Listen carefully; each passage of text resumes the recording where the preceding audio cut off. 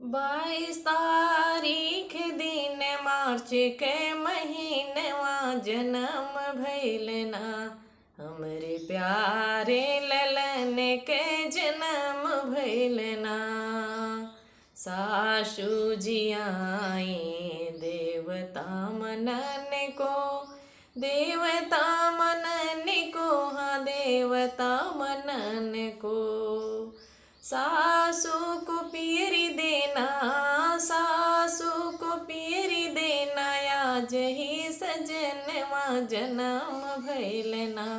हमरे प्यारे ललन के जन्म भइल ना। 22 तारीख दिन मार्च के महीनवा जन्म भइल ना। हमरे प्यारे ललन के जन्म भइल ना। जेठनी जी आए पीपली पिसन को, पीपली पिसन को, हाँ पीपली पिसन को। जेठनी को हरवा देना, जेठनी को सिकड़ी देना, आज ही सजनवा जन्म भइल ना।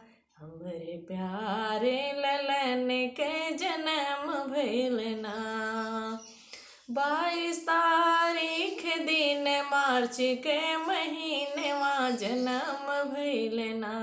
हमरे प्यारे ललन के जन्म भइल ना।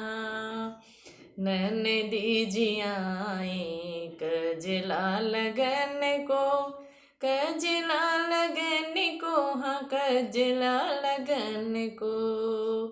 ननदी को कंगना देना, ननदी को कंगना देना, आज ही सजनवा जन्म भइल ना। हमरे प्यारे ललन के जन्म भइल ना।